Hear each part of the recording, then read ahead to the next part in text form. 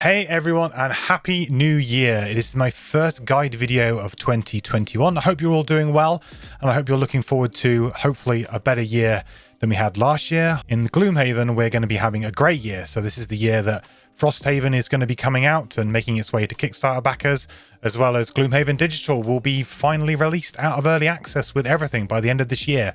Hopefully, I think. So lots of good stuff to look forward to. We've got the Gloomhaven novels potentially in the works. We've got the comics coming as well. So if you're a Gloomhaven fan, there's lots of good stuff coming this year. So at least 2021 will be good from that perspective. But anyway, on to the guides. Today, we will be looking at the 2 miniatures or Phoenix unlockable character in Gloomhaven. So if you don't want any spoilers, then now is the time to turn off. This is your warning. This guide will be full of spoilers for this character, as well as there will be some item spoilers as well. I don't really consider item spoilers to be major spoilers, but if you are a little bit concerned about those, then you can just skip the item section, which is towards the end of the video. And this video will be chaptered down below, so you'll be able to do that. As always, guys, if you did find the video good or useful, please do toss it a like. It helps me out so much here on YouTube. Also, consider subscribing if you're not already. We've got lots of new subs that have come in over the Christmas period. So welcome, guys. I hope you're doing well, and thank you so much for subscribing.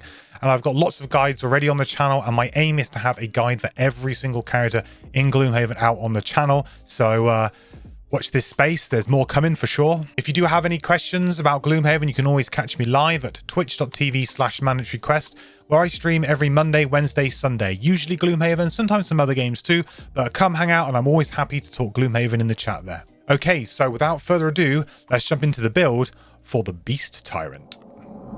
Okay guys, so before we get started, let's talk a little bit about the Beast Tyrant and this kind of build that we're going for. So the Beast Tyrant is very unique. It is often referred to as 2 minis or 2 miniatures, and that's purely because if you've ever played the physical game or looked inside the physical game box, it is the only character that has 2 miniatures, 2 individual pieces that you put out on the board. So that's where it's kind of got its name, which may be a little bit confusing to you digital folks because you've never seen it. So the other code name for the character is Phoenix. So you can sometimes see this character referred to as either or, but the kind of tabletop crowd will always call it 2 minis. I usually call it 2 minis because that's just sort of how visually it looks compared to others.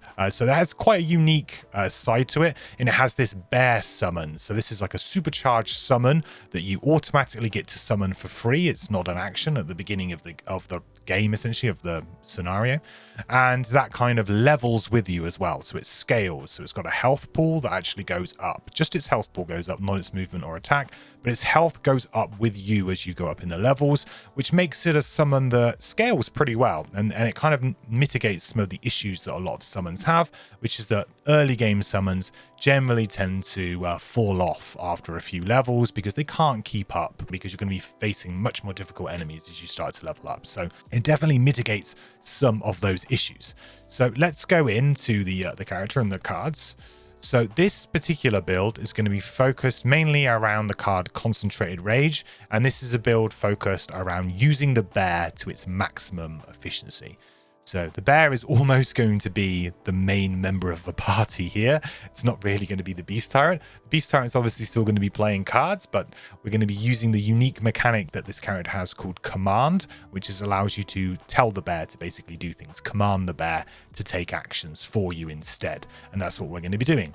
And Concentrated Rage is kind of the linchpin that pulls this all together, and that's kind of like which anchors the build. And it's the bottom of Concentrated Rage, which says, before our bear acts, you may forego the top action of your turn to add +3 attack to all your bear's attack this round.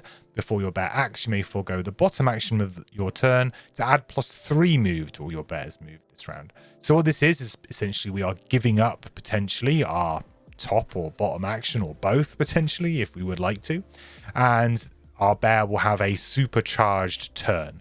Don't really advise you to give up the bottom of your cards for the move. We'll try and stop that. We're basically trying to focus on this +3 attack as much as we possibly can. However, that can come in quite good use as well. And also this carries on for not only the bear's turn but ours. So like a normal summon, the bear will have its own little miniature turn, So this card triggers before the bear takes its little miniature turn before you, and you'll get the benefit for this. So it would otherwise usually do its normal kind of move and attack like a normal summon would, but with this, it'll actually give it a bonus on that, and that bonus also carries over to your turn. So then you can play some attacks and maybe get the additional +3 attack to that, and that's what we're really trying to do. Other builds you can maybe go with this character if you are interested is you can go for like a spread out summon build where you're actually going to use lots of summons rather than just the bear. That would be using maybe like Venomous Ally, for example, Relentless Ally, and then you've also got Soaring Ally over here. So you've got a lot of summons potentially at level 1.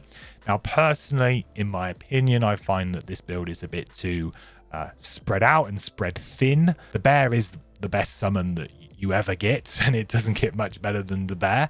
And by burning cards to play these other summons, I do think you're kind of weakening potentially the other actions that you can do, because for example, some of these are actually on sort of fairly decent cards that you may want to use for the bottom occasionally. You may want to sideboard in to use, you may want to move or something like that. So you kind of end up spreading yourself quite thin and burning a lot of cards, which is really going to make it difficult for you to make it through a scenario without exhausting, in my opinion. So not a build that I particularly recommend. There is a kind of another build that kind of develops as you go. It's not necessarily something that you get right away, but it's more of a support build. So it's more of a build where you do a bit of healing and the bear kind of becomes a supplementary character that helps you tank and can do a bit of damage along the way, but it's not going to be the main focus. And you would actually use the top of Concentrated Rage for this kind of build where you're going to be disarming things like that, and also you will probably be using the top of Borrowed Essence to try and do some attacks and do some heals and things like that. And yeah, essentially you will be kind of being a lot more active as the Beast Tyrant character, whereas this particular build, it won't be often that you'll actually move from your starting spot at the beginning of the scenario. So you'll probably stay in one spot because command does not care about range, so you can stay in one spot and your bear can kind of play the scenario for you. There's also a few little rules about the bear and about command that I think it's important to cover that I've had some people confused about in the stream when they've popped in and asked me about it, and that is that the bear can actually open doors, which is different to most summons. However, it will not open a door on its usual turn, so on its normal little AI turn that it has before your turn, it won't do it. It will behave exactly as an enemy AI would, or as a summon AI would, just as it usually would. However, by using the commands, you can force the bear to open a door. So I think that's kind of like an important point to raise, because I think some people have been confused about that. And also the bear, if it takes damage, you have the option to burn cards from your hand to actually mitigate the damage to the bear, like you would if the damage was being done to yourself. So that's another important thing to, I think, that's worth clarifying here, that I think some people missed, or because it's kind of like an exception to the rule with summons, right? With summons, you don't usually have those options. They're not normally on the table. So it's a unique mechanic to the Beast Tyrant. So yeah, just so that you're aware. And actually, I think, being able to open doors and things with it makes it super useful. And I think the bear can do a little bit of tanking and can certainly be a sort of forward character for you to open doors and do some trickery. So yeah, it's a really good option. Okay, so let's go over the cards. So first up, we've got Disorienting Roar, and the top is a command. So it's a command we're giving to the bear and only the bear. It's Muddle and Immobilize, target all enemies within range 2, gain 1 XP. Nothing too fancy there. Can be situationally quite useful if you manage to move the bear into a nice position and then sort of immobilize lots of enemies so that then they can't attack you because they're melee characters and they want to come into melee range to try and attack you. Model can also be sometimes quite useful because then this could target quite a lot of things. So situationally, this can be okay. It's 17 initiative, which is probably one of the best things about the card.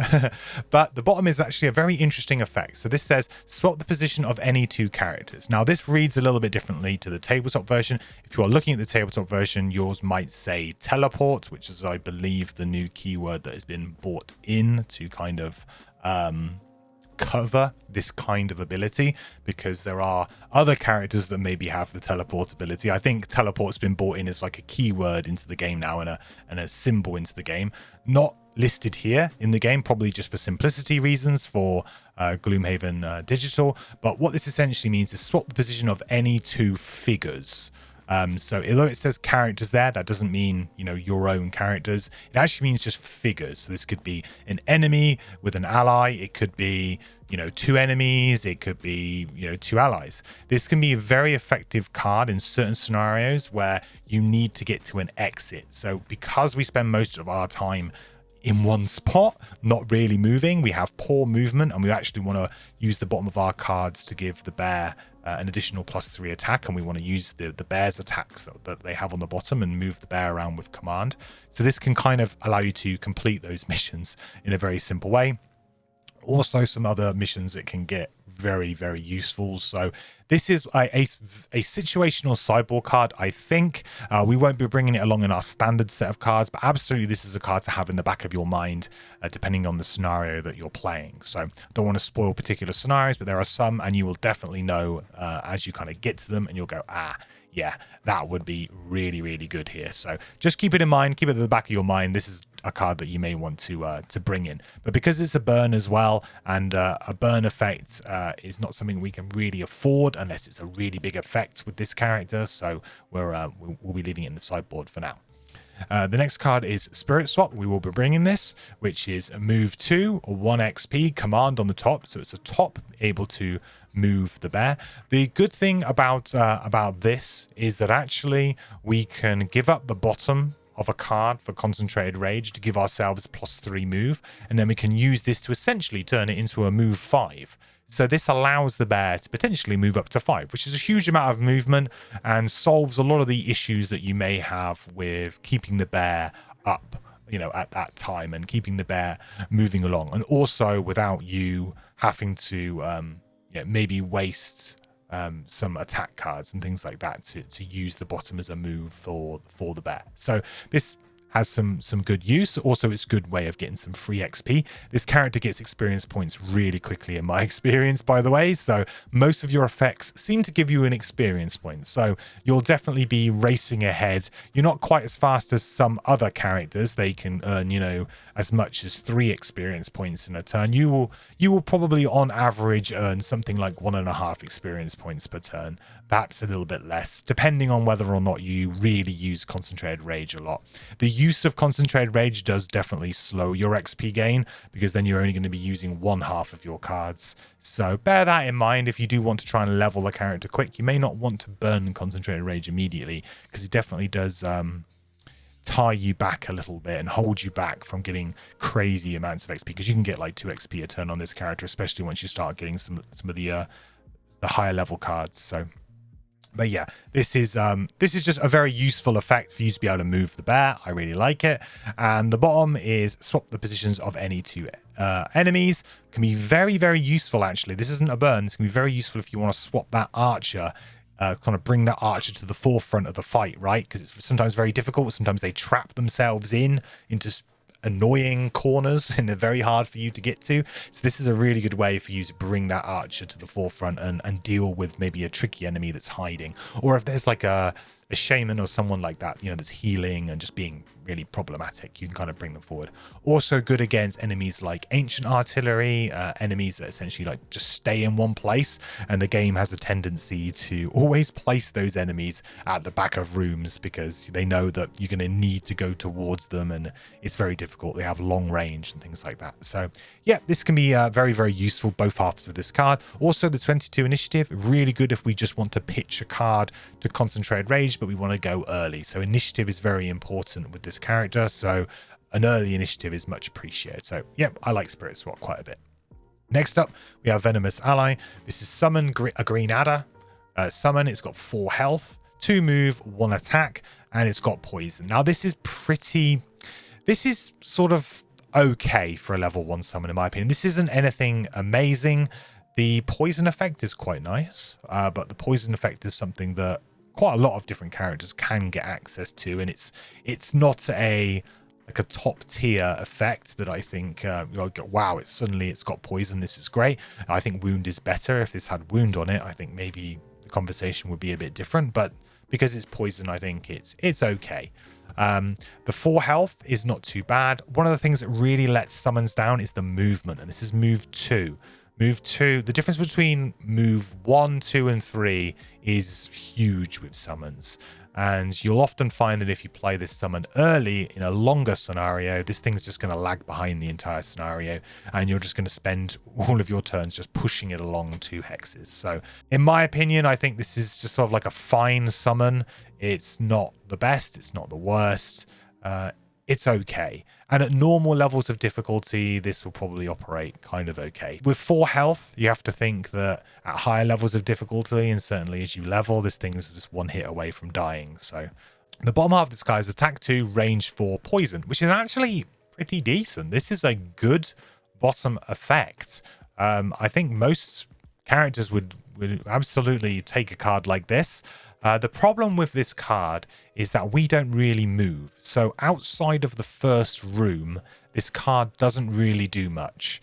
And the problem is as well is that you don't really want to be maybe playing the bottom for a little while, maybe in the first room, get a bit of value out of it, then play the summon, because then the summon's going to spend the entire scenario trailing behind trying to get into the fight.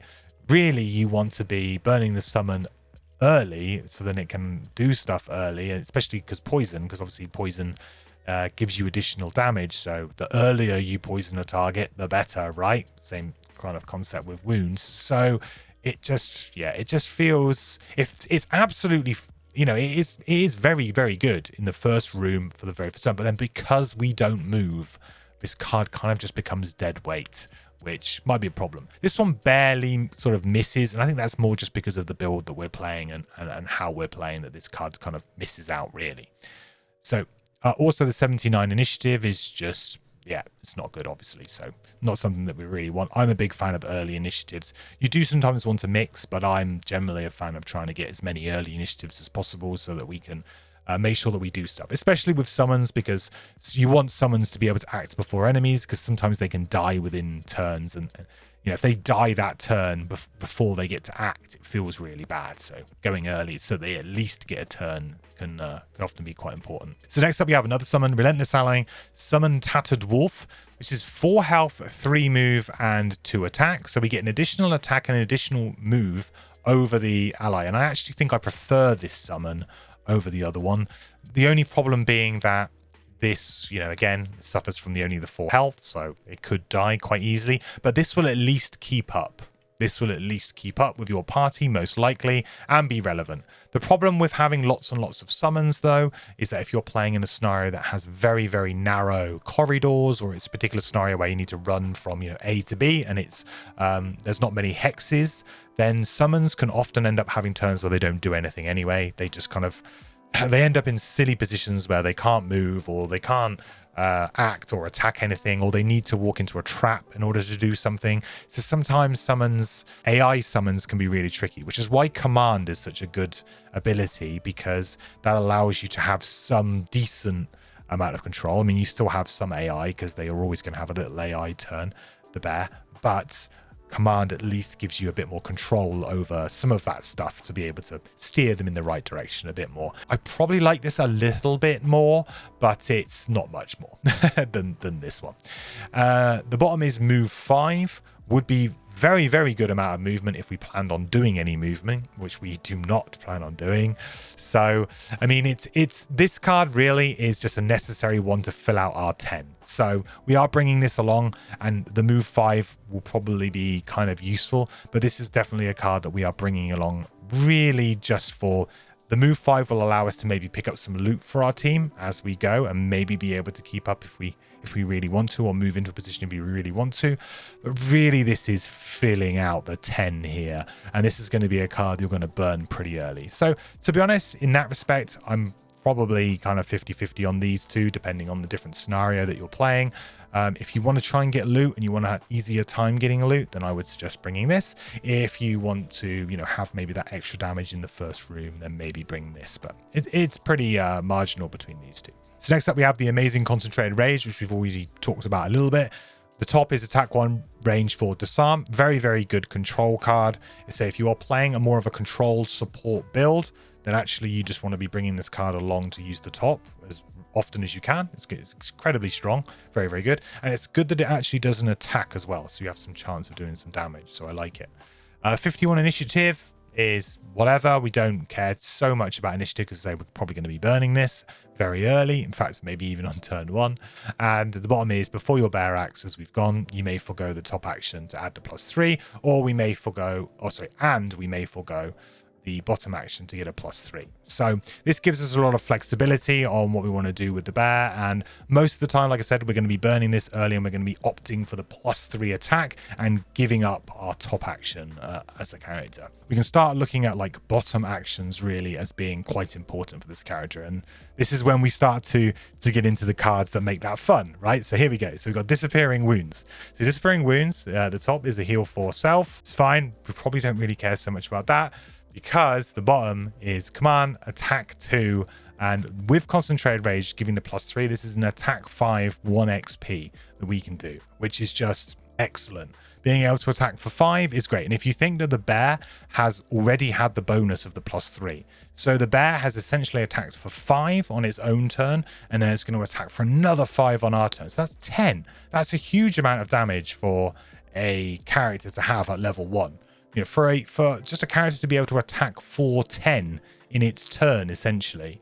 Yes, it's 2 characters, but it's essentially your turn. So you're doing an attack of 10. That's pretty crazy. 2 separate draws, you know, on 2 separate targets. Maybe you could kill 2 things, you know, 2 attacks of 5. So this is really where we're at with this character. This is really good. 23 initiative as well is excellent. The heal 4 self, does have some potential for play, and we'll get into why that does in a little bit. But actually, in resting periods, the top of Disappearing Wounds can actually be a little bit useful. So we'll cover that when we get to the card that is relevant for.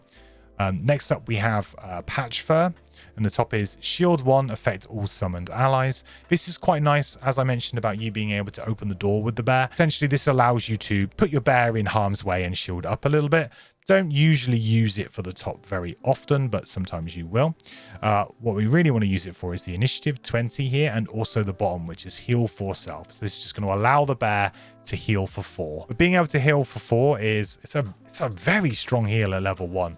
Some characters like the Tinkerer would kill for a heal 4 at level 1. It's balanced in the sense that it's only yourself, so it is a large heal, but it is only the bear that can make benefit. But to be honest, in a kind of party where the bear is going to be in the firing line quite a lot, you will definitely need to heal. And because the bear will take focus quite often, especially in the first room, if there is a tie between you, the Beast Tyrant, and your bear, the bear's going to beat that every time because of the early initiative. Very, very useful card, and Patch Fur, yeah, we like a lot, and it's great for leveling up. The next card we have is Maul. Now, Maul is kind of interesting because the attack is actually on the top of the card. So this is an attack 4 on the top, which makes it kind of a little bit awkward for playing with concentrated rage, right? Because in order to get the +3 attack, we actually have to forego the top action of a card. So that means on our turn, we're not playing a top action, we're only playing a bottom. So this doesn't work in that sense. However, I quite like Maul as maybe an opening play. You can play Maul and you can play Concentrated Rage as your opening play on this character.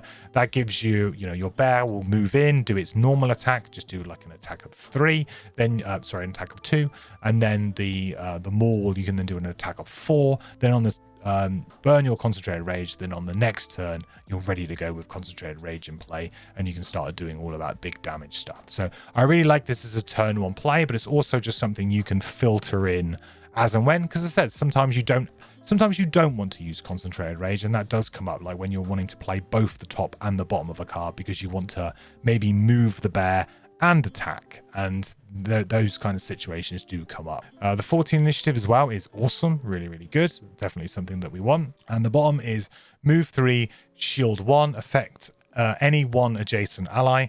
This is us moving, so it's not the bear, which makes it kind of a little bit worse. Like I said, we're not really a big moving character, or at least we're not so much as we level up. At level 1, you will probably end up doing quite a bit of movement because this is fairly decent. So this isn't a bad effect. If you have a tank in your party that isn't, this can obviously shield up the bear, but if you've got, a brute in your party and somebody who is actually tanking more actively, then this can be a useful thing that you can throw in and maybe be a bit useful. Also, again, the move 3 can be used purely for just ensuring that you move and to get some loot that's a little bit further away, right? You can just use this as a loot essentially, and move 3 is much better than just using the default move 2 to get to those loot piles. So next up we have forceful swipe, which is the top is a command, attack 2. So again, this is another attack on the top. Doesn't really combo very well with concentrated rage. It's an attack 2, but it's an AoE though, which is a very good AoE. At level 1, attack 2, 3 things. This is pretty good. I think this this can be very useful against certain enemies that don't have shield. This can do some damage. So again, a card that maybe you want to mix in occasionally and actually play it for the top rather than going concentrated rage every single turn. I think forceful swipe is quite good for that. And the bottom is very useful just for moving your bear around, making sure that your bear is in a good position. You will definitely have to keep tabs on where your bear is, what your bear is going to be targeting, what's the bear focusing, remembering that the bear will always focus elites rather than normal enemies in the distinction between two. That can sometimes be quite important because elites maybe have retaliate or they have something like that that's actually going to cause your bear some issues. So I like the bottom force swipe because it just gives you that ability to be able to ensure your bear is where you want the bear to be a lot of the time and push the bear through the scenario at a bit of a faster rate. And speaking of push, the push too can be very useful against certain enemies and again into traps, into hazardous terrain, can actually be quite useful as well. Yeah, I think forceful swipe is a really good all-round card. Next up we have Howling Bolts. Howling Bolts is an attack 1, range 4, target 3, which is on the top. Okay, and listen, we're not really going to be doing much attacking ourselves, and because this isn't a command, you're going to see some corner case use out of this potentially in the first room. Quite possibly. And it's not bad. To be able to target 3 things at level 1 for an attack 1 is not bad. But you do have a pretty miserable attack modifier deck at level 1, like every other character, so it is not great. It's not like you can draw some amazing modifiers to really make that attack 1 anything special and take advantage of that target 3. So it's absolutely fine. Like it is a fine attack and good for maybe finishing off some enemies that just kind of hang around and you can't quite finish off on 1 health. The bottom is a command, move 5 for the bear. Excellent. An amazing amount of movement and allows us to command it. So this is like one of those cards I was talking about you could maybe use to open a door if you really wanted to. So excellent, really, really good. You could use this as a move 5. And then, for example, you could actually use the top of, where are we? You can use the top of Patch Fur as a shield, potentially.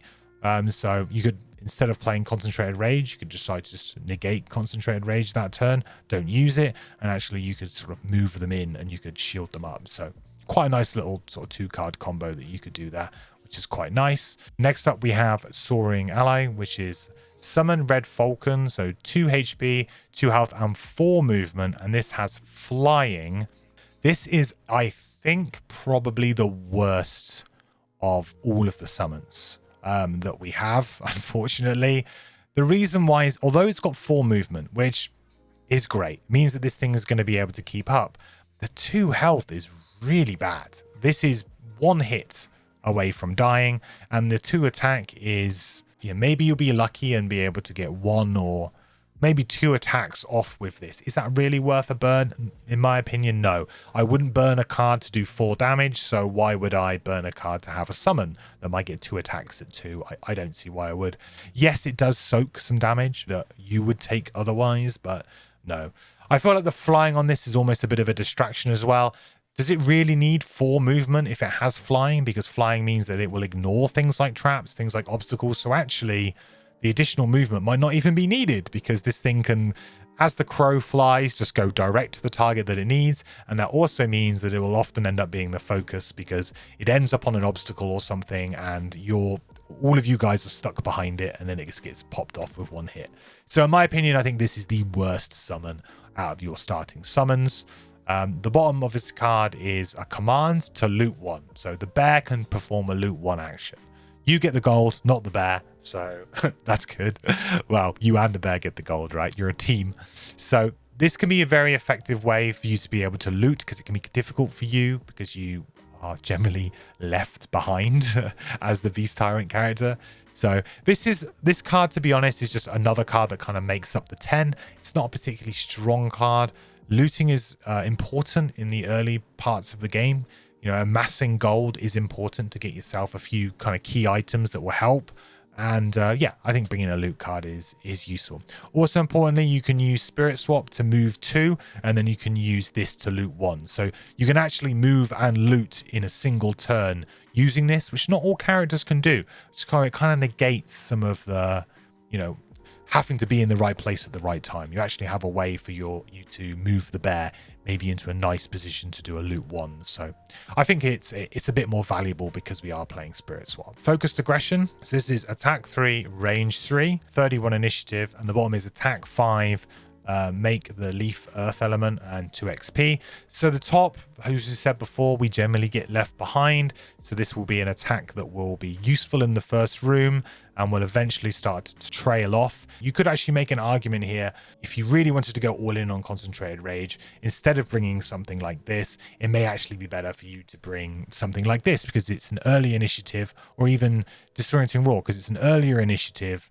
and you're just going to use it as fodder for concentrated rage. That is an important thing to think about with this character. It's kind of a bit weird because sometimes it's hard to evaluate cards for this character in particular purely on what they say, because sometimes you're just going to be pitching cards to concentrated rage and you don't care. You just care about the initiative value. Like, that's the only value that they have to you. So sometimes you can just ignore all that and just go for what you want. Personally, I like having just a bit of movement in my back pocket as a character, just in case I need to. Certain missions might require you to be on pressure plates, things like that. So it is very scenario based. Bottom is a big attack, but it is a burn. And I just feel like it's a bit much, considering that we get +3. So this could be an attack of 8, which is very good if we use it with concentrated rage. And that is a lot of damage. However, we can kind of pretty consistently hit for 5 with disappearing wounds, right? Is an extra 3 damage worth a burn? I'm not so sure. So purely because this is a burn, this kind of ends up by the wayside. Maybe you might want to bring it in to just pitch for initiative, and then when the opportunity arises, you could use the attack 5. And the last card that we're going to be bringing along, and the last card that we have, is Borrowed Essence. So the top is attack 2, range 3, and we can spend wind to get an additional +2 attack, and then it is a heal to self, and we can spend earth to make that an additional +2. So maximum it could be an attack 4, range 3, heal 4 self, which is decent. That is actually pretty good. The problem that this character has is that, well, we don't really make elements particularly easily. We do have a way to make wind here, but like I've said, this is, in my opinion, a very weak summon, so it doesn't seem very good. If potentially you have these elements available to you through the other members of your party, maybe you'll see a bit more value from the top. But what we're really going to be doing here is we're going to be mainly going for the bottom here, which is redistribute all damage taken by you and all summoned allies however you like. How this works is essentially we're going to let the bear tank a little bit. The bear's going to take some damage. We're going to be hanging around at the back on full health, cowardly Beast Tyrant, letting the bear all do all the hard work.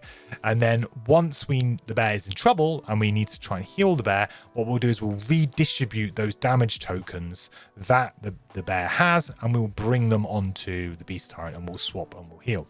And that's when actually we start to get a little bit of value out of the top of disappearing wounds I was mentioning earlier.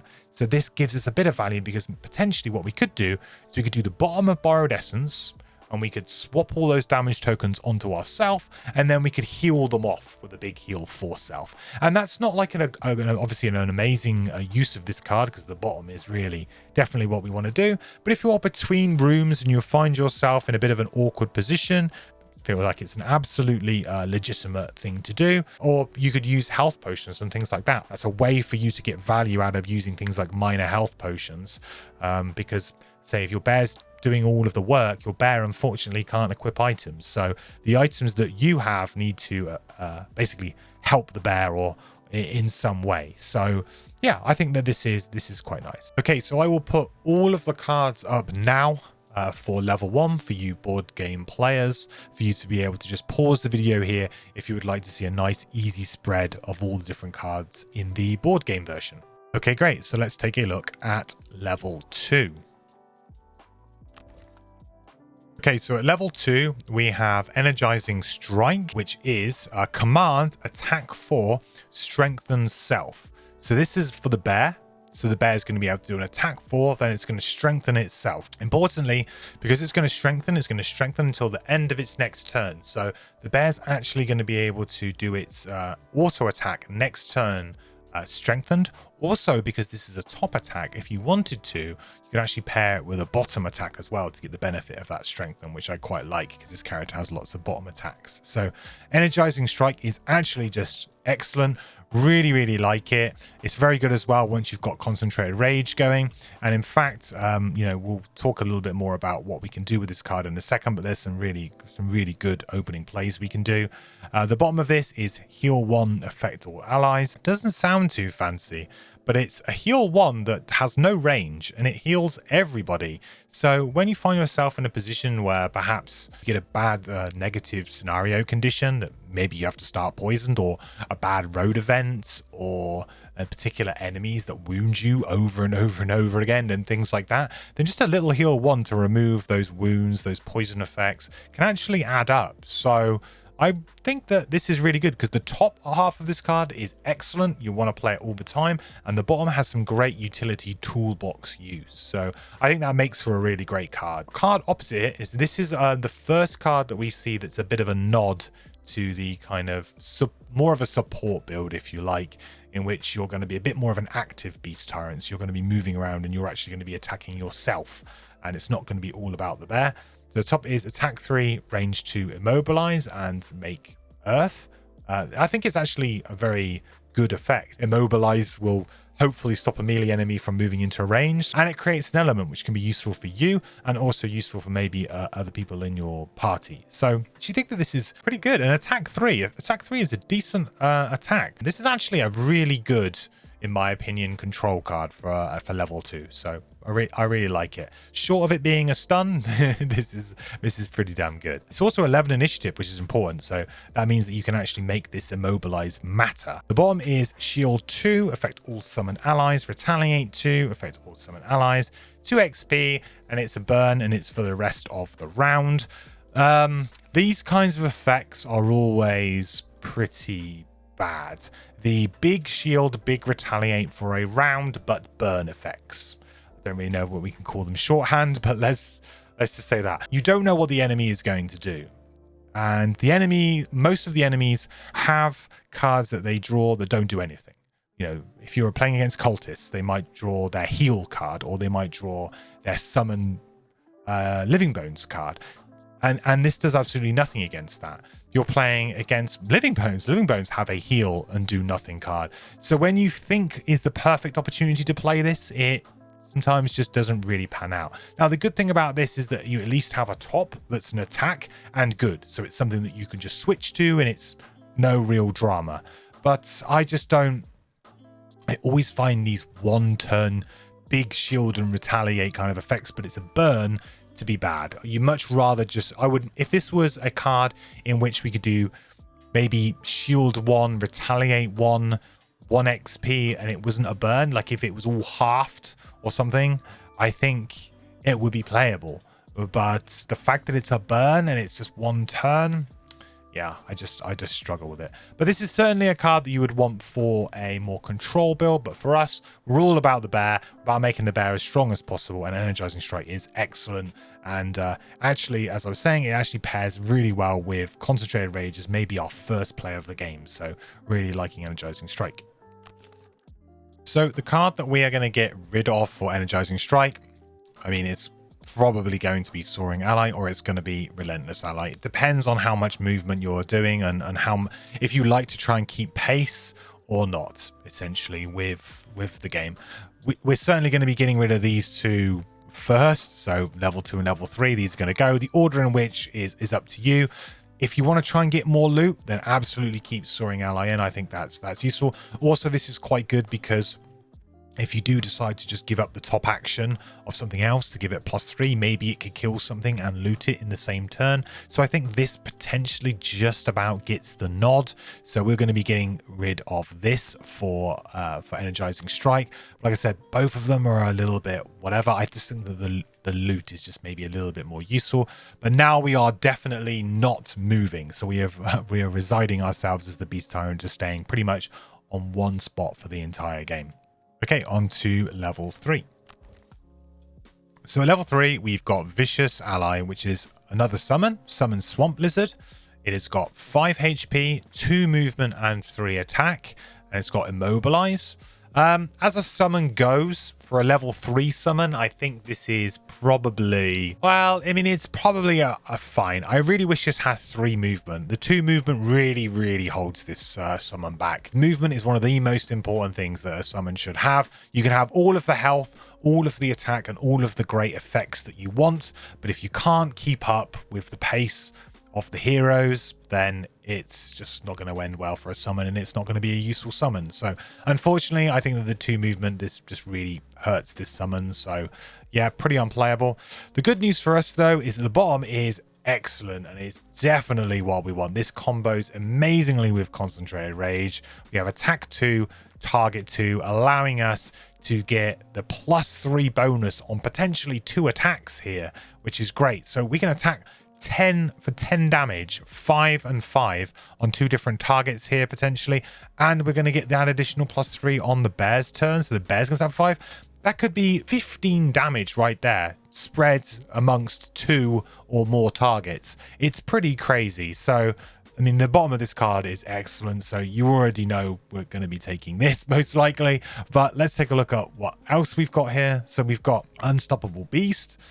This is a command on the top, which is an attack 3, and it's got that nice little 3 in front AoE pattern. So a little bit better than Forceful Swipe. It's actually just, you know, a strict 1 damage upgrade base, but also we could spend Earth to actually make it an attack 4, which does make it very good. To be able to attack 3 things for 4, that is 12 damage. That is a very good amount of damage to do in a turn. Like I said, 15 is kind of like the dream over here, but 12 is also very strong. So this has a lot of damage output and is not a bad card at all.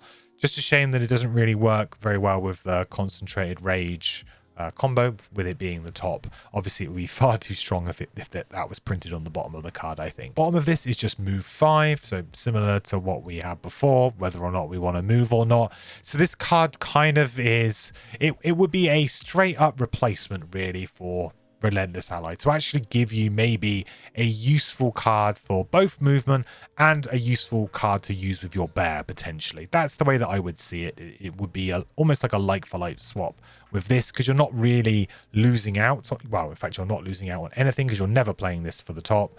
So you keep your move 5 and you get potentially a high upside attack on the top. So I actually think Unstoppable Beast is pretty good, but as we are all in Concentrated Rage, let's try and get the best out of that. The most amount of damage we could possibly do is using the bottom of Vicious Ally. So we are slam dunk picking this, but Unstoppable Beast is actually a very well costed attack and actually a very useful card. And also importantly, neither of these 2 cards is very good for the support build. They're not particularly well geared towards it. I think if I was to be the support build, it would probably end up being you taking Unstoppable Beast, because obviously you then have more of a way for you to use Earth Spikes, right? So Earth and Spikes makes the element, and then you can use Unstoppable Beast and get that benefit. So I think if you took Earth and Spikes, then Unstoppable Beast starts to become a bit more attractive. So if you are playing the support build, then I think you go Unstoppable Beast. But because we're going Concentrated Rage build, we will take Vicious Ally. All right, so the card that we're going to swap out is Soaring Ally. I mean, you might still want to be doing some looting. Like I said, the thing is now is that once you take this loot card out of your deck, you have to bear in mind that you will not get any more loot as the Beast Tyrant. And that can be a big problem. If you are running out of money, then you're going to need to bring this card back in, because you will not be moving enough and you'll be falling behind everybody else in your party, so you can't loot yourself. That is a big problem with this character. However, this character can operate with very low amounts of money. You don't really need lots of items, don't really need lots of enhancements. There's nothing really this character like needs to buy. We'll go into items later in the build, but there is nothing here that I'm like, you need to buy this item. You need to make sure you have X amount of gold. Obviously, gold makes your life easier. You can buy things like stamina potions, which are very, very useful. They're useful for every character.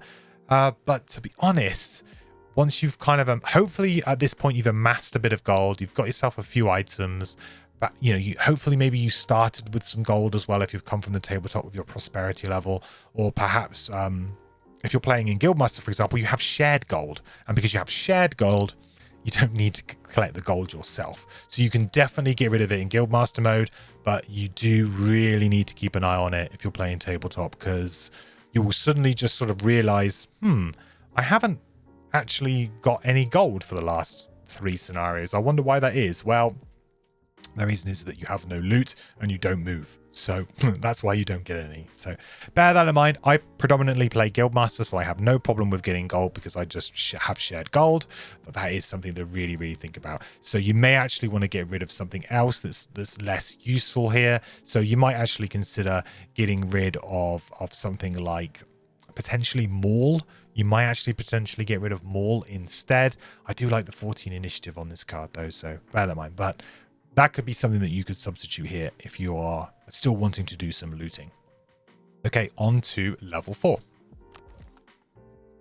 Okay, so at level 4, in digital, currently we only have 1 card, but I will go through the other card because the card will be added very shortly. So I will put an image up on screen when we deal with that. But there's only 1 card here because at the moment, just briefly, this other card, which is called Punch Through, has not actually been added yet to the game, but it will be added very, very shortly. So we'll definitely go through it because you're going to be wanting to talk about that card. So the first card is Ancient Ward, and the top of this is attack 2, range 4, target 2, disarm.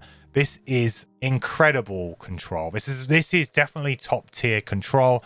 Would be great if this was stun, obviously, because this doesn't stop things like heal effects or summon effects that potentially enemies could have, but this is pretty damn good. And the range of 4 means that, yeah, you can definitely make sure that you hit, you know, those annoying archers at the back of rooms and things like that that you really do want to disarm. So it makes it incredibly useful. 1 XP as well. It is an attack as well, which is important. It means you're just chipping away at their health, and I think that's very good. Some of the drawbacks of some of the other support characters is that they don't draw many attack modifier cards very early. So this can definitely start to make use of your attack modifier deck, which isn't an incredible attack modifier deck, but you have some good cards in there. I really, this is really great. This is top tier control for sure, and the 19 initiative again is nice and early, means that it will probably matter. It's not as early as I would like it. I would love this to have been, you know, more down towards like 11, like Earth and Spikes, but 19 is still very good and probably going to be relevant. It does mean that you're not going to get underneath every single problem enemy though, so bear that in mind. The bottom is heal 4, range 4, excellent heal. It's on the bottom as well, which means that you could maybe do an attack and a heal. I think that's very good. It means that you potentially could use something like the top of Concentrated Rage to disarm something, and then you could heal up your tank ally that's doing, or heal up your bear if your bear's being your kind of tank. I think that works really, really well. 2 halves of a card, very useful that aren't burned. So it's a thumbs up from me. I think this is a very good card. Not really in the spirit of our build though, so I will put up on screen now the other card, which is Punch Through. So we'll talk a little bit about this. So Punch Through is a command on the top that says attack 3, pierce 4, 1 XP. So this is really, really interesting. The 2 things that you hate being a summon are shields and retaliate, because you can't really do anything about it and you're always going to go and be a big dumb summon and go and hit something with retaliate. So but sometimes you have a big attack but you can't quite punch through those shields, especially when you're dealing with something like living spirits or if you're dealing with fairies. Now I have often found that using the buff from Concentrated Rage, you can kind of get over that hump at the lower levels, so it doesn't really matter. But certainly as things start to progress, you can actually find this quite difficult. So really, really like it. Shame that it's not on the bottom though. That would be awesome if it was. But yeah, it's pretty it's a very, very useful card to have in your arsenal for sure when you're against certain enemy types. And the bottom of it is move 3.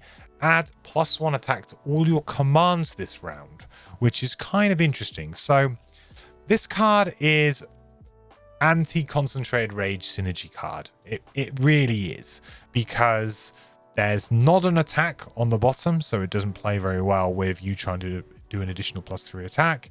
And the bottom is, you know, essentially trying to give you +1 attack to all your commands this round, which means then that you have to kind of play a top command, right? Otherwise this card doesn't do anything. It's just a move 3.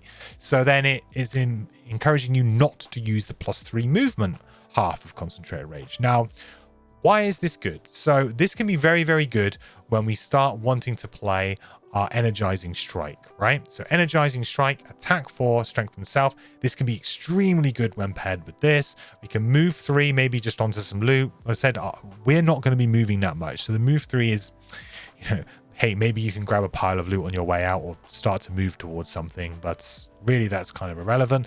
But being able to attack for 5 with energizing strength, that's energizing strike, sorry, is quite good. I really like this card because I feel like the top has situational use that's very, very that could be very, very useful, and the bottom is just going to kind of pump up energizing strike, because you're going to want to keep energizing strike for the entirety of the scenario. It's not a card that you're going to burn. You know, you do it on the first turn, you do concentrated rage, and you do potentially energizing strike. That's great. And then, you know, you're going to have that card and you're going to be wanting to play it regularly. So I really like doing the move 3 and then adding the +1 to that. But also, potentially, it combos quite well with forceful swipe. So we can actually then begin to do the additional damage to that. So I think it works really, really well in that respect. I really, really like it. I will definitely be recommending that you take punch through here. Unfortunately, that is something that I cannot do right now in digital, unfortunately. So let's just pretend that Unstoppable Beast actually says punch through. It's kind of ironic because the top of Unstoppable Beast would combo very, very well with the bottom of punch through.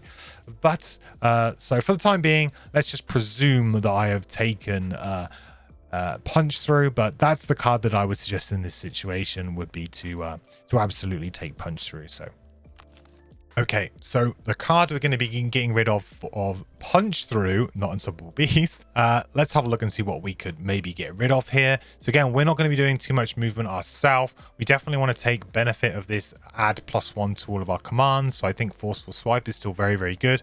I also just like the movement on this, so it gives us a lot of play. 44 initiative on punch through.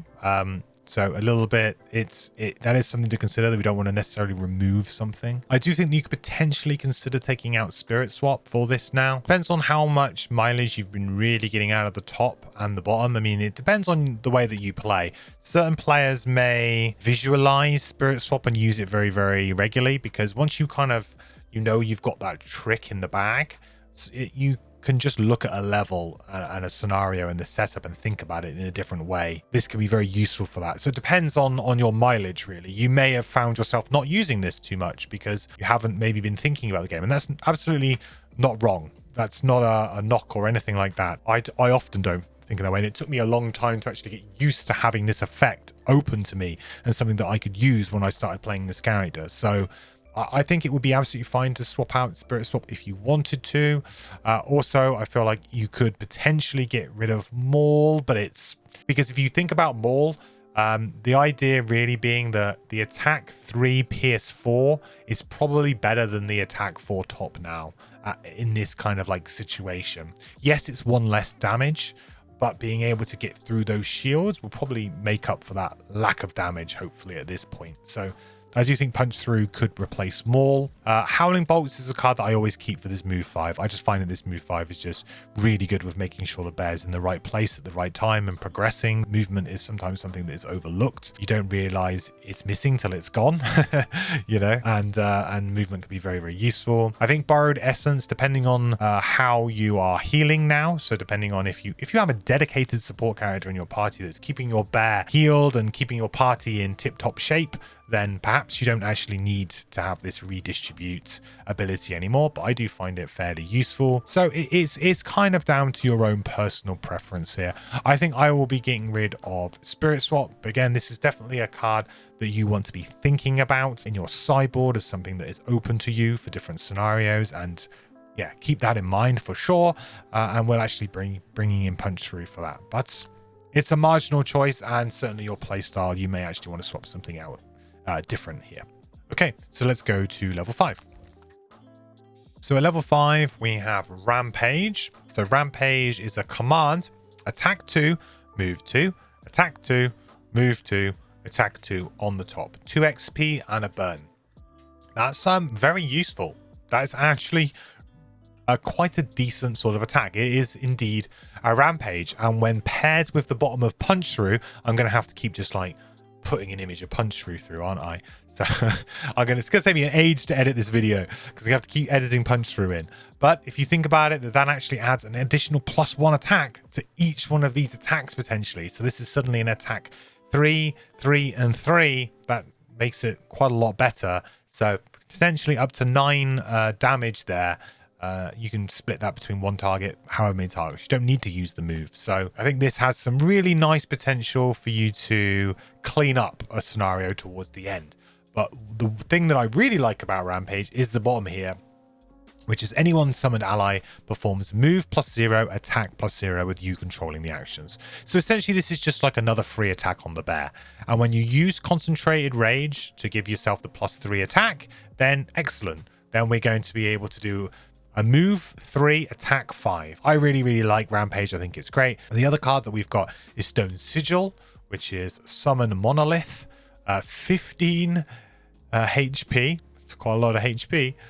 No movement though, no attack, no range, but it has shield 2, and it makes earth and gives you 2 XP, and it stays out permanently. So there's issues with this summon in different ways. So obviously this is meant to be like a damage sponge, right? You play this down and hopefully all of the enemies attack this and they don't attack you, and it's supposed to be the damage sponge for the round. Take all of the damage and we don't have to worry about it. The problem with this though is, when is the best time to play this?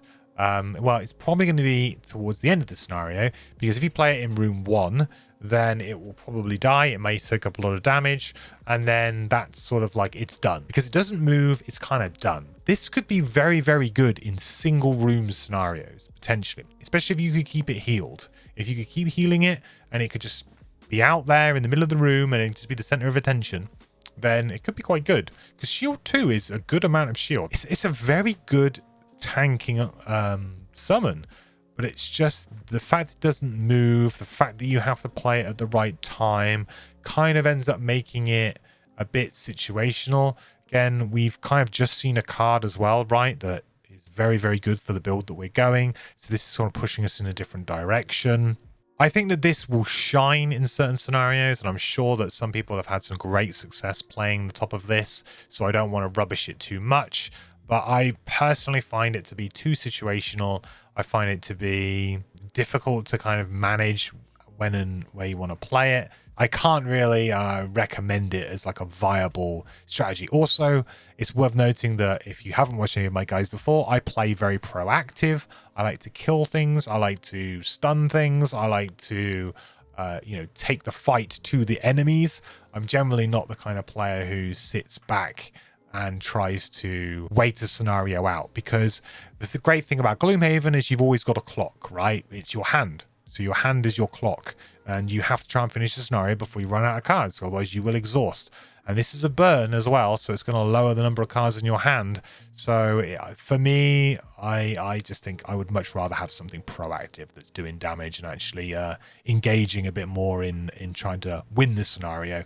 Unless, of course, you're playing a survive X amount of round scenario, then hey, maybe this is actually pretty good. Chuck it in the room, heal it, make sure it takes all the damage. You know, you never know. This might actually be pretty decent for that kind of scenario, but you're not going to come up against those scenarios really often, unless of course you're playing Guildmaster mode early game, but that's a rant for another video. So the bottom is command move 5, so move the bear 5. We've been using that pretty reliably here on Howling Bolts. Now, you could, is this Stone Sigil better than Howling Bolts? Probably not. Mainly because of the initiative here. Because if you think that this card is after a certain point in time, we're going to be obviously using this as the move 5. I think we would much rather be moving 5 on 47 initiative than on 95. Sometimes having a late initiative is good, and depending if you have another tank in your party, so if you have a brute and that brute wants to be the one taking all the damage, then sometimes you do want to have some of these late initiatives, but you don't have to go as late as 95 sometimes. Sometimes you may want to, but yeah, I actually feel like Howling Bolts is just a better card than this overall. Also, we get 1 XP every time we play this one. We don't on the bottom of this one, so worth thinking about. You can enhance this, but you're not going to have enough gold to enhance a level 5 card on this character. So even though this has got 2 enhancements and this has only got 1, forget about it. Not happening. We are going to take Rampage here. Pretty clear cut, so welcome Rampage. Okay, so we have some interesting choices now, like what we could maybe swap in or out for Rampage. Howling Bolts is a card that's probably on the fringe at this point in time for you. Also, probably Borrowed Essence is a card that's on the fringe. And it's going to be mainly down to different types of scenarios, different party makeups, things like that. So movement, obviously very, very good and required for very long scenarios. So this card is going to be in your sideboard and used for your bear whenever you're going to have a long scenario that's going to need you to get a long old distance, right? However, something like Borrowed Essence, if you have a healer in your party, suddenly doesn't become so good. Now, again, your mileage will definitely vary, and this is a character that actually I think there's a lot more of personal experience that goes into this character than some of the other characters that I've played. A lot of other characters are a lot more linear in the sense that I think there's, more of a clear cut, this is the build that you should go. Maybe there's a few cards here or there, depending on your party makeup. Actually, I feel like this character's got a very strong suite of cards and a lot of different sideboard cards that are interesting and good and a lot of flexibility. So your mileage is going to change here. But if I'm going on the basis that I feel like I have another support character in my party that can actually help me out, because me as the Beast Tyrant, my role is to be the kind of tank damage dealing bear. And I've got a support character as well that's healing and doing stuns or curses or disarms and crowd control for me as well. And then perhaps we have another kind of tanky damage dealing character as well that's in the mix. So for me, I think I'm going to drop Borrowed Essence, but absolutely I could see you dropping Howling Bolts here because you're only really sacrificing 2 movement with this, because you're essentially going, the move +0 is still a move 3 for the bear. So we don't have any other summons, so you can kind of ignore that any one summon thing. This is almost like a command here. The only thing being that it hasn't say command, but we're kind of treating it like a command here. So let's swap it out. I think you could swap out Borrowed Essence here. You could swap out Howling Bolts. Either one is absolutely fine. Personally, I mean, depending on whether or not you have Disappearing Wounds still in your deck as well. Actually, I'm so on the fence here. Let's get rid of Howling Bolts and let's bring Rampage in. I think I've talked myself round to the idea purely because of the fact that this is a move 3, this is a move 5. Is 2 movement going to matter loads? It might do, it might not. So your personal mileage will vary, but yeah. So Borrowed Essence you might find not to be useful, but there you go. That's giving you some options at least anyway for the cards that you could swap out there. Okay, on to level 6. Okay, so at level 6 we've got Primal Blessing, which is a heal 2, range 4, target 3, 1 XP. Really nice little heal here. Potentially 6 health points across 3 targets. That's a pretty decent heal. The heal 2 as well can be very good for you to be able to remove things like poison. If you're actually playing Energizing Strike bottom as more of a support card, then you could use the bottom to remove the poison that maybe enemies have, and then you could use this to actually do a nice little heal and give something back. I think this is decent. It's nothing crazy. Healing is always going to be weaker than doing damage because it's much better to remove enemies from the board than to try and take damage and survive and then heal it off, right? It's always more of a better tempo play to be the aggressor. So healing is never going to be quite as good as an attack, but this is pretty good. This is a good healing card in my books and certainly very usable. 28 initiative, not terrible, not great. The bottom is move 2, swap positions with your bear, then move 2. Kind of weird. Gives us the same kind of, sort of the same kind of situation as disorienting roar, but it's specifically only the bear. But I quite like this. I quite like the fact that we can move ourselves into a position that might be kind of dangerous. Maybe we want the bear to tank or something. Then we can swap with the bear and then we can move into a different position. It just gives you a lot of flexibility, and it often means that you don't have to move very much. You have a lot of control over your movement with just this one card. You don't need a huge amount of, you know, move 5s and things to keep up, because this can really help you keep up as you go along. It's nothing crazy, but I think it's certainly usable. So an absolute fine card for the kind of more control support build that this character might want to go. And the other card that we have is Blood Hunger. After your bear's next 5 attacks, it performs a heal to self action. This is kind of fine. I'm not a huge fan of these kinds of on your next X, do X type effects, because you burn them and then once they're gone, they're gone. However, if you have retaliate enemies, for example, and your bear just keeps hitting and hitting and hitting these annoying retaliate enemies, and there's not much you can do, and you're like, God damn it, this bear's gonna die, then Blood Hunger can really help you out. But on balance, I don't generally like these on your next X, do X. They have to be very, very powerful. However, the bottom of this card absolutely is a slam dunk, and we love it. So it's attack 3, heal 3 self, 1 XP, perfect. So this works with concentrated rage. So this is actually an attack 6 if we were to forego the top action on our other card that we played this turn, and it will give us an attack 6, heal for yourself. Just, it basically keeps the bear alive. The bear's doing damage. It's exactly what you want in a card. It's sort of perfect, really. It is the perfect attack for this character. I think this really is kind of almost the pinnacle, if you like, of what this character can do. I think once you get Blood Hunger, and you can play the bottom of this regularly, the bear can live for a very long time, a very, very long time indeed. So it's a pretty clear choice for us. We take Blood Hunger, we're going to play the bottom as much as we physically can, and potentially towards the end of the scenario, or if we get ourselves into a weird position with retaliate enemies, maybe the top will be useful. But the bottom is so strong that that's pretty unlikely. So Blood Hunger, excellent. We're going to be picking that. Primal Blessing, absolutely fine for the control build, I think. For the heal, if you're going that on that route, but we are not. So this is definitely Blood Hunger for us. Okay, so the card we're going to swap out now is, I think we're pretty happy now to swap out either Borrowed Essence or Patch Fur here. It's really down to your personal preference. I actually quite like keeping Patch Fur in. I like just like having the extra heal for. Borrowed Essence is something that you need to kind of, you get the heal one time, right? And then you kind of need to redistribute, and then it can't be an easy reoccurring heal.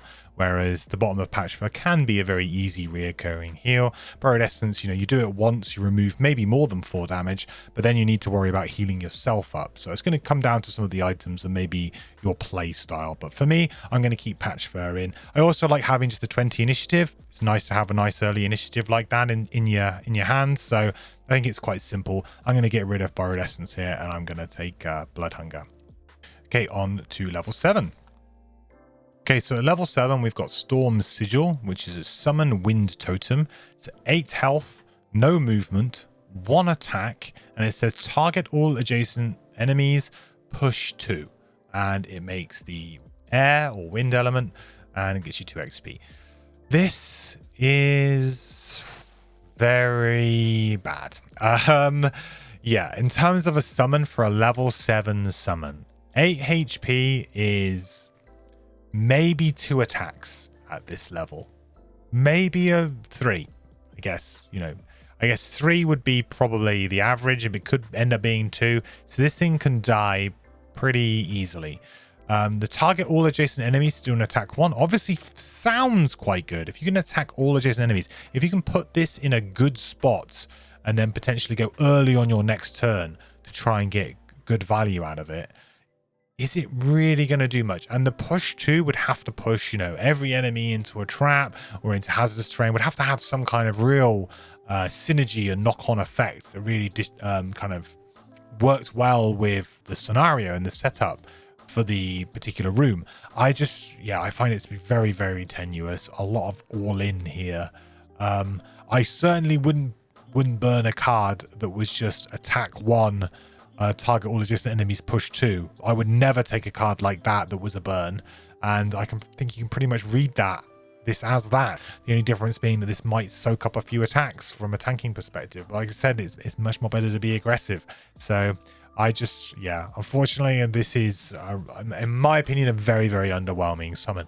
Interesting, but just very underwhelming. The bottom, however, is quite good.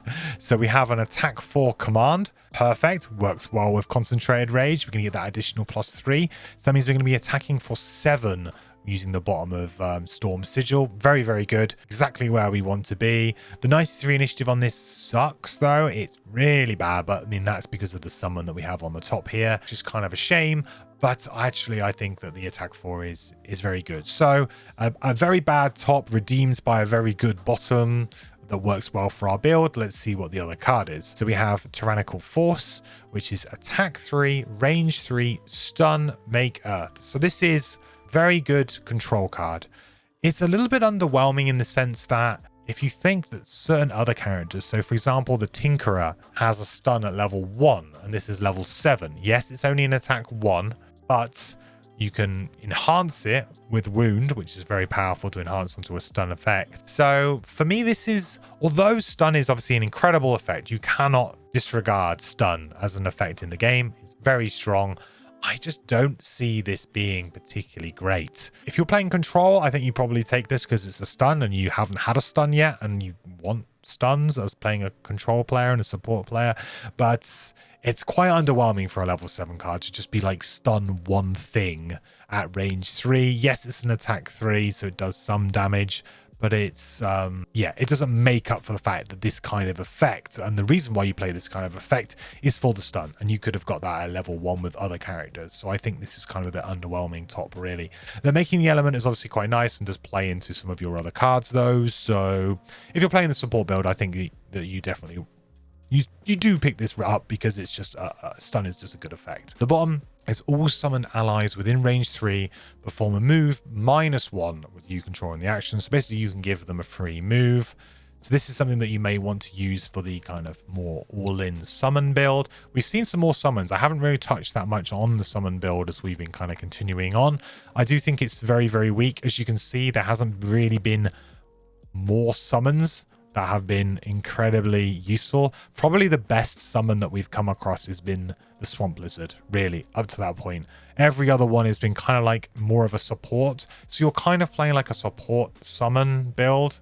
It's a bit of a hybrid, I guess. You would kind of end up taking some summons and some control cards. It just feels very watered down to me. The move -1, I mean, the problem is that these guys don't even have moves. So Stone Sigil doesn't have a move, neither does Storm Sigil. So that doesn't really work. You know, while I can move essentially my Lizard 1 hex and I can move my Bear 2 hexes. It's bad. Yes, it does allow you to move people on a little bit, but it's, yeah, in my opinion, is very underwhelming. You take this card if you're playing the support and I guess the summon build if you are playing that, but then you are giving up not taking the Storm Sigil summon. So it's up to you. But for us, for our purposes, we are definitely taking Storm Sigil because we like the bottom of that. I actually also feel like at certain points in time, if you do feel inclined, you could actually maybe go back and actually take Unstoppable Beast at some point. I know we've got this here to replace Punch Through, so this is Punch Through for us.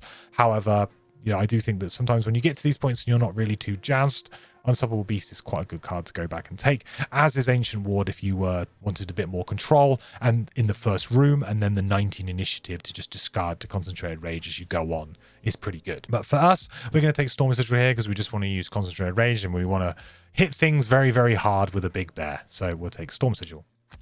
Okay, so now the card that we're going to swap out, this is, again, once you start getting to these late levels, you're going to find that your mileage will vary with cards that you want to swap in and out anyway. You'll probably have some favorites, and you'll also be swapping in some cards from your sideboard for particular mission types. I'm pretty happy to get rid of something like Forceful Swipe, potentially Maul as well. Maul might now be the time for Maul to go. I think we've got some fairly decent sort of middling, you know, we've got 30s initiatives here. We will definitely be sad to see our lowest initiative go, and that is a real loss. You might want to keep this, but the problem with Maul is that the top doesn't synergize with Concentrated Rage.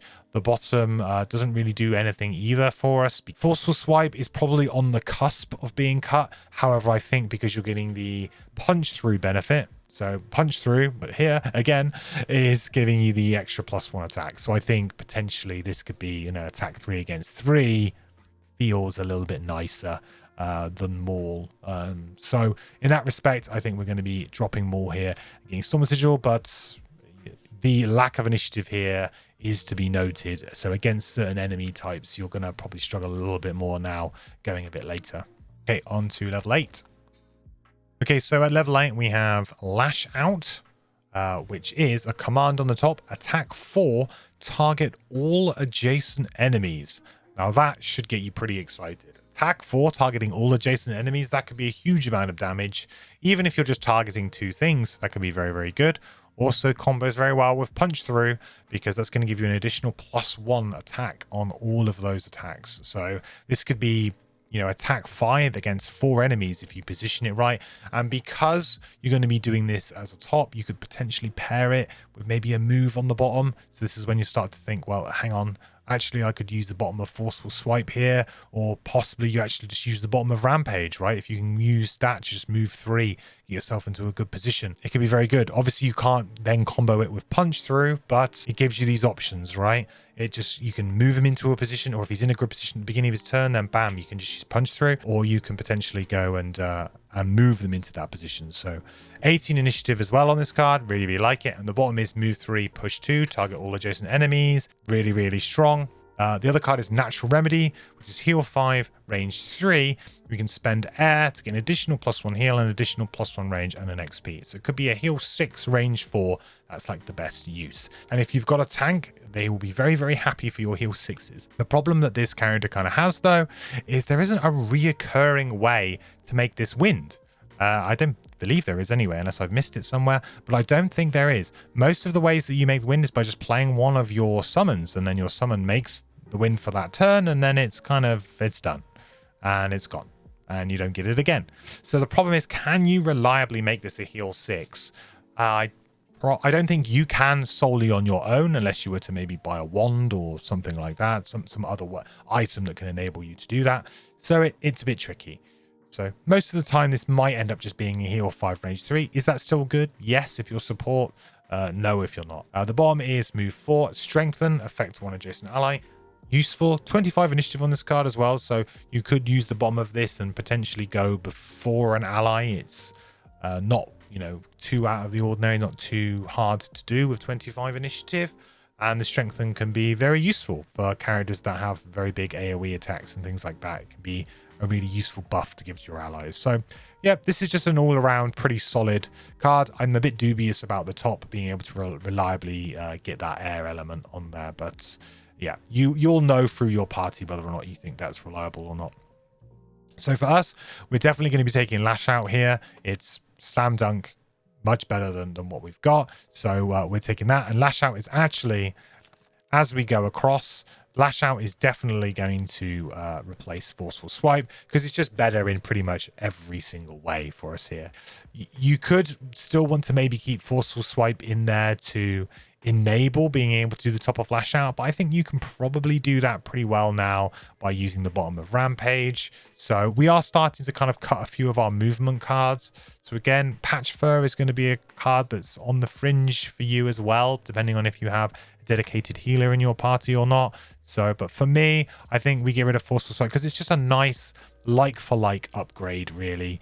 And it kind of keeps like the tempo of our turns, right? And actually it's an upgrade as well in terms of initiative on the 35, which is a nice thing to have. So yeah, I really like that. I think that's a fine like-for-like swap. Okay, so finally on to level 9. So at level 9, we have Jaws of Death, which is command, kill 1 adjacent normal enemy whose current hit point value is less than or equal to 6 of 1 XP. So I have a few issues with this particular card. The main kind of problem that I have with the top of this is that it does it only kills things that have 6 and it only kills normal enemies, which, you know, obviously is very... Once an enemy gets down to 6 health, especially a normal enemy that potentially doesn't have huge amounts of shield or retaliate, you can probably do an attack of 6 with this character. It's not beyond the realms of possibility. Yes, this is on the top, so potentially you could use this and an attack on the bottom, or, you know, do something else with your bottom instead of having to just, you know, forego your entire turn to do a pumped up concentrated rage attack to try and kill it. You could do Jaws of Death plus another card, or you could use the movement, for example. I just find it very disappointing as a kind of assassinate card, as a kill card. I find it quite disappointing. If this said normal or elite, I think I would be a little bit more excited about it, because then suddenly that probably brings in some tricky enemies to maybe finish off. But the fact that it just says normal, I think, is maybe an unnecessary nerf to this kind of effect. I don't know. To me, it just is a little bit underwhelming. It's not bad, and certainly you're going to be able to kill things with it. You're going to enjoy killing things with it. I just think that 6, if this was even a bit higher, if this was more like 8, then suddenly, yeah, maybe the value starts to become a bit more worth it. 6 seems a little bit low, and the normal enemy stipulation is a bit harsh in my opinion. For a level 9 card at least anyway. So the bottom of this is a command: attack 2, push 3, move 3, attack 2. This is really nice. So for 2 reasons. First reason is that we can attack for 2 and then we can push something away. So if something has retaliate, we can push them away so we don't take the retaliate damage. Also, obviously it combos well with concentrated rage, a bottom attack. But also then we could move and then we could attack the same target again if we wanted to, and still use the push. So you could attack something, push it into a trap, for example, then move up to it, attack it again, potentially killing it. Or you could attack a different target entirely, and I think that's very useful.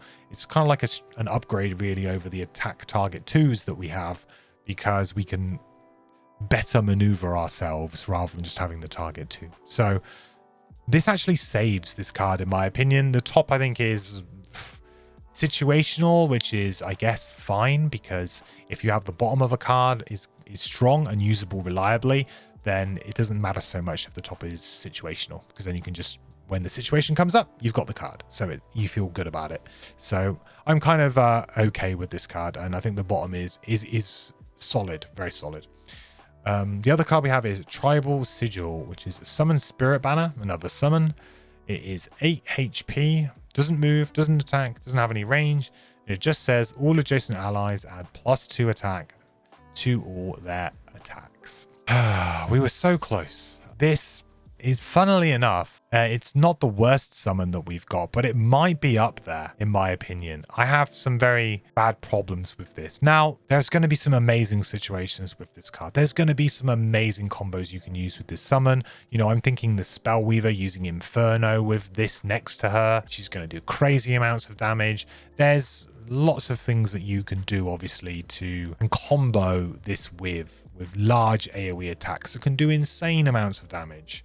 Very, very good. The problem is it just doesn't move. Because it doesn't move, you place it down, it's there forever. I think the general idea of this is that it's supposed to buff up your other summons, but you can't afford to burn that many and have that many summons in play. And really just giving, you know, a lizard an additional +2, so it's attacking for 5. The lizard's still going to die. This has only got 8 health as well. Probably going to die. I mean, you don't obviously play this at the front. You play this probably behind you. I don't know. I find this very underwhelming. I can absolutely see there being some crazy combo potential, and I'm sure that there's some people out there right now licking their lips or thinking of the amazing time that they had with this, buffing up another character to do crazy amounts of damage. But I just think on balance, it just doesn't really kind of add up to be a very strong level 9 summon, in my opinion. I'd much rather have the Rat King from the Mind Thief, if I'm honest. And the bottom is recover up to 2 of your burned cards with summon actions on them. We have to choose to either use this to buff our summons, potentially. Or that's, I guess, the general idea. Or buff our allies. Or choose to recover some of our summons. The other thing is this half of this card, it really troubles me. Because you're burning a card. Because you have to burn this card, right? You have to burn this. So you're burning this to get 2 other cards back. So you're basically kind of net 1 card up on the situation. That would have required you to already burn 2 of your good cards. The other way that I was trying to look at it, like maybe as a way that we could use it in this build, is that, wow, hang on a minute. This is a very strong attack. So maybe we burn this and we get this card back, because it doesn't say that you're getting the summons back. They just has to have the summon action on it. So we could get back this card, for example, and we just continue to use the bottom, right? Or we could get this and we could continue to use the bottom. You just don't want to burn these cards, though. You want to use them as much as possible. And I certainly don't want to have a dead weight card in my deck with 91 initiative just so that maybe I could get these back. This is obviously a card for the summon build, maybe for the support build as well. I mean, for the support build at this point in time, I'd be tempted to go back and maybe take something else. I don't know. I don't see a world in which Tribal Sigil is great, except for, you know, those real kind of like 1 in 100 type jobs where you just, or you have a really good combo build with some other characters. You can do some silly things with the additional +2 attack, don't get me wrong, but considering that you have the Tinkerer at level 1 has a card called Enhancement Field that gives everything +1 attack and is not a burn, why am I burning a level 9 card to get an additional +1 attack? Just feels, yeah, pretty miserable. So I'm not too jazzed on either of these two, I'll be honest. For level 9, I am not a huge fan of either of these 2 cards. I think that Jaws of Death is a solid card. Don't get me wrong, it's not a bad card. It's a solid card. It's just a little bit disappointing that we didn't maybe get some sort of crazy shenanigans with the bear, you know, giving the bear jump or something, or letting the bear do something crazy. That would have been pretty cool. Like kind of like a trample effect or something like that. Let the bear like bulldoze through a load of people. I guess the attack 2 push 3 is kind of like that.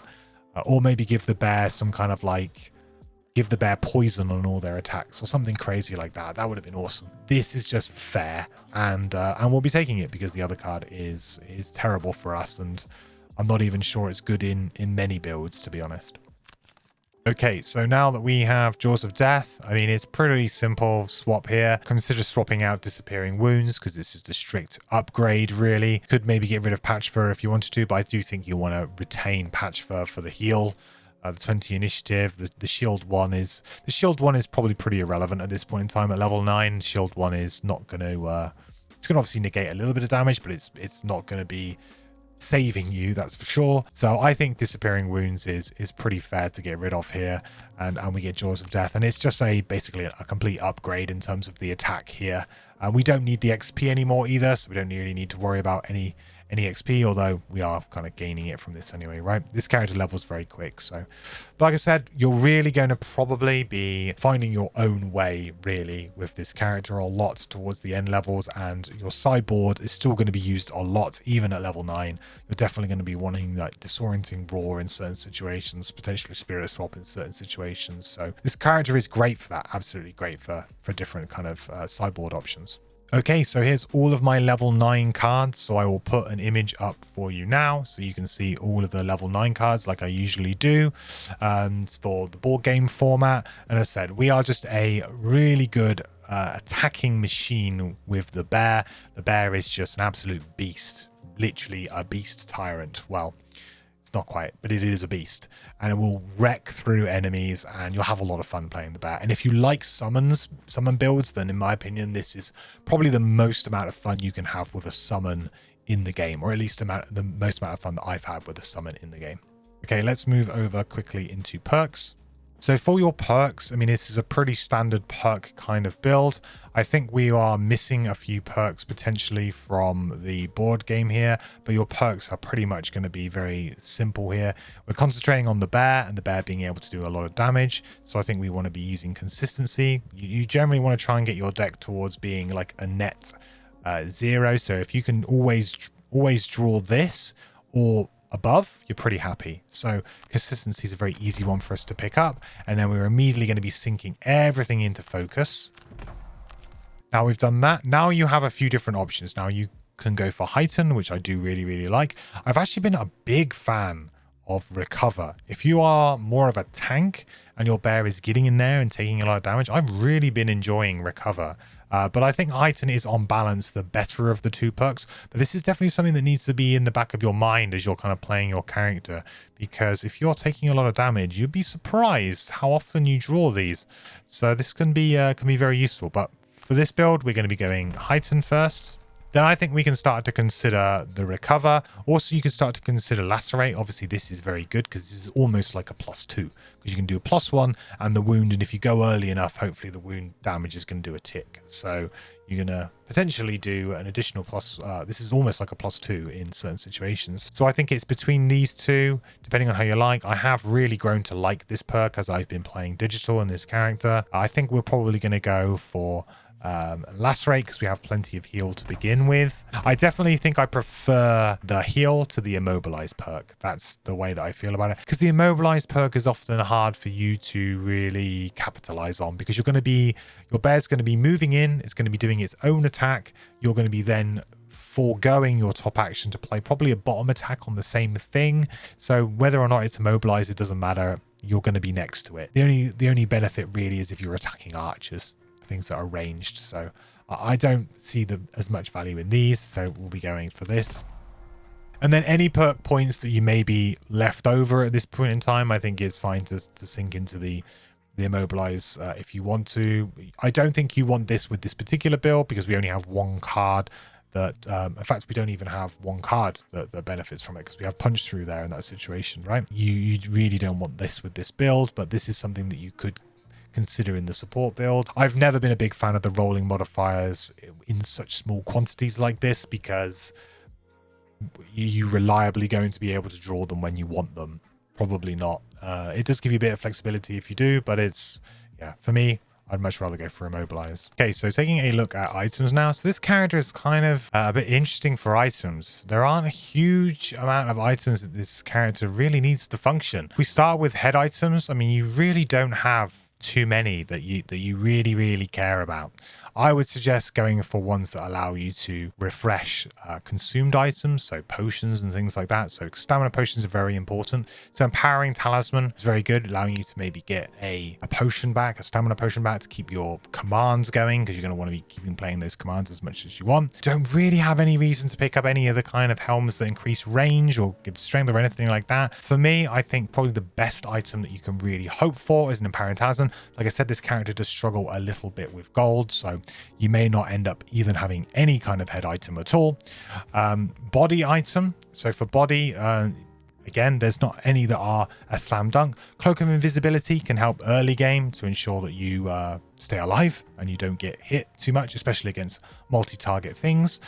You could also just, go for some sort of basic armor. You don't want to be having any armor here that adds to your attack modifier deck, because that's going to hurt the bear. So we don't want to be doing anything like that. I don't really think that you need a body item early in the game, so I wouldn't go for that. Hand items, pretty similar again. Don't really need anything at the beginning of the game.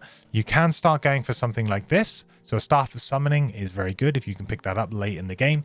This will allow you to move the bear, which is nice, and being able to have a free move of the bear. This also may mean that you can get rid of some of those movement cards a bit earlier, rather than you having to keep in some of those movement cards. So this kind of buys you that slot, if you like. So staff of summoning can be very good.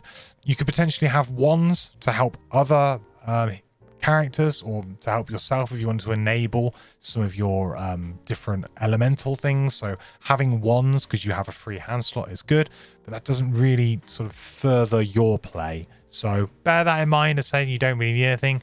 For me, the main items that I would really focus on getting very early in the game is making sure to get yourself some boots of speed. So this allows you to increase or decrease your initiative.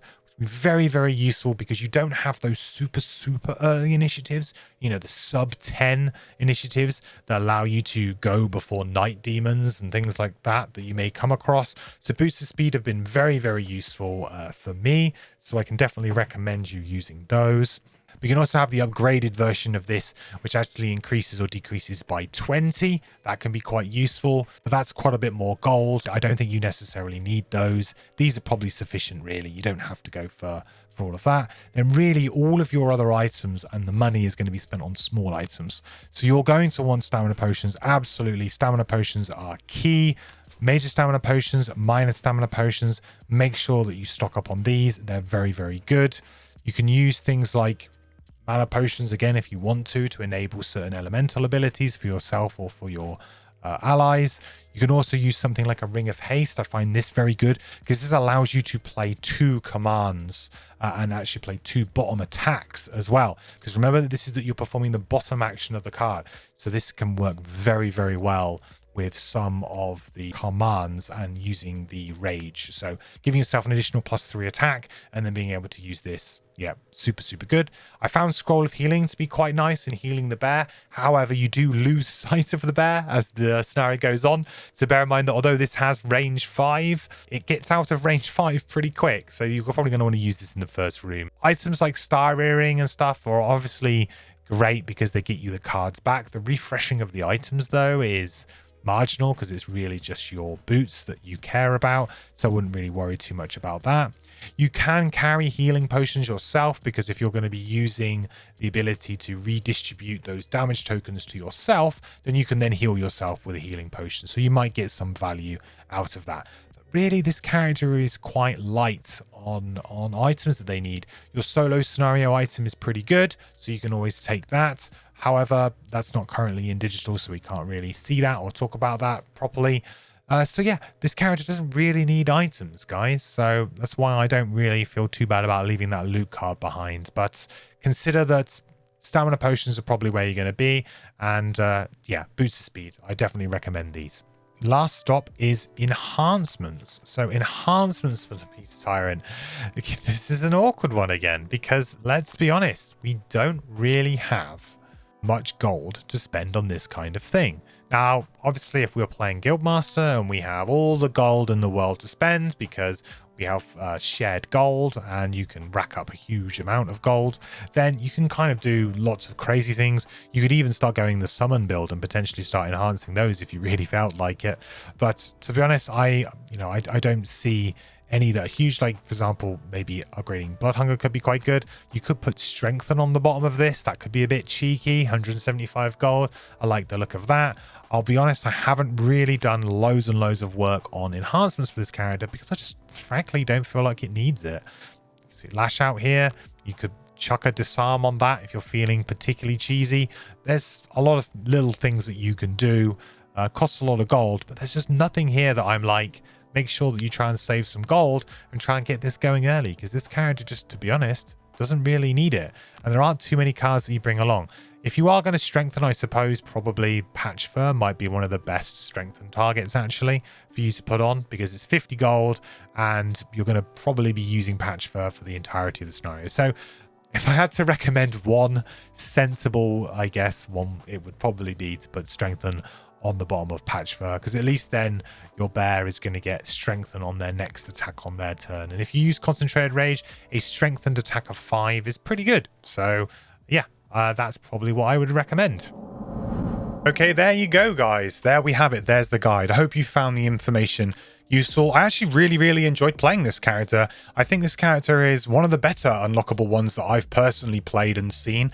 It's definitely up there for me as a character that's enjoyable. I do really like summons. I think summons are a fun mechanic and they're a fun part of Gloomhaven. It's just a shame that most summons for most characters just aren't kind of powerful enough to keep pace with the game, unfortunately. But the bear that the Beast Tyrant gets certainly is able to do that, and the commands are a very unique way for you to be able to control the summons. So I actually really like this character, and I think it's yeah, I think it's a great character that everybody should try.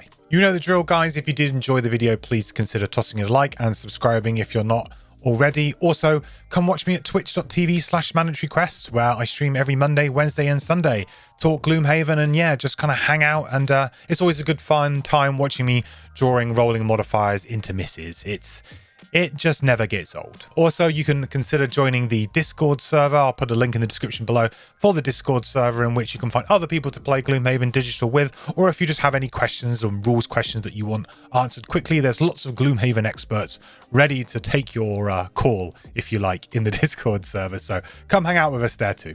Well, if you've got this far, thank you so much for watching. I really appreciate it. I will catch you in the next video. Bye. I think it's still, yeah. Oh, Scott that's the blessing from Cameron. Yeah. That's the blessing from. Isaac, at this point, can we get your approval to add an additional attack modifier deck for allies in the digital version?